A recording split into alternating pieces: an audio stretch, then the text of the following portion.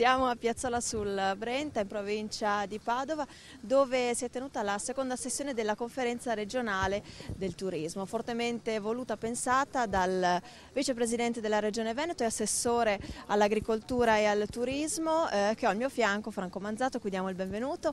Buongiorno vicepresidente. Allora, leggiamo un po' di dati: 14 milioni di arrivi, 12 miliardi di euro di fatturate, 500 mila addetti. Questi i dati del turismo veneto, ma oggi non si è parlato di dati bensì di strategie, di linee guida per i prossimi 10 anni. Ecco, la Regione, quale sarà il ruolo che avrà? Beh, sarà intanto quello di consegnare agli operatori una visione strategica di dove vuole andare nei prossimi 10 anni. Questo significa grandi investimenti sulle infrastrutture, sulla banda larga, grandi investimenti finanziari, perché abbiamo messo a disposizione degli strumenti finanziari anche innovativi dove la Regione gioca un ruolo primario, perché per esempio nel fondo di garanzia, così come nei prestiti partecipativi, interviene direttamente nel capitale o di garanzia o del capitale dell'azienda. Penso a tutto l'investimento che faremo rispetto a una promozione a livello nazionale e internazionale coordinata.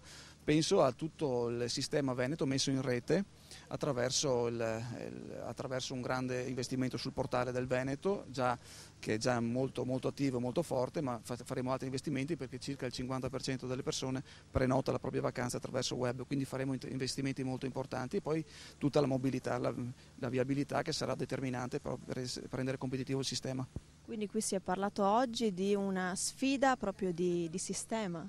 Si è parlato di visione, si è parlato di obiettivi strategici che non sono legati quindi al contingente, all'anno per anno, ma a una visione che possa durare almeno nei prossimi 7-8-10 anni. Questo sarà determinante per costruire anche e dare l'opportunità agli operatori di conoscere quali sono le linee strategiche della Regione. Quindi insomma è un punto di partenza questo, più che un punto di arrivo. Oggi abbiamo raccolto sostanzialmente in un documento le esigenze, le strategie indicate dagli operatori, quindi non dalla politica ma dagli operatori. Il passo successivo sarà mettere intorno a un tavolo tutti i politici per concretizzare attraverso una norma importante, quindi una legge regionale, le strategie che sono state indicate dagli operatori.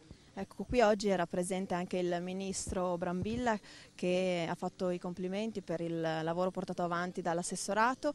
Ecco, però la Regione che cosa chiede alla politica nazionale? Beh, intanto chiede di conoscere una visione, la visione che ha rispetto alla propria strategia, e quindi una volta conosciuta sapere che il Made in Italy diventa importante anche per il Veneto, e quindi inserire il Veneto nella grande strategia di promozione a livello internazionale.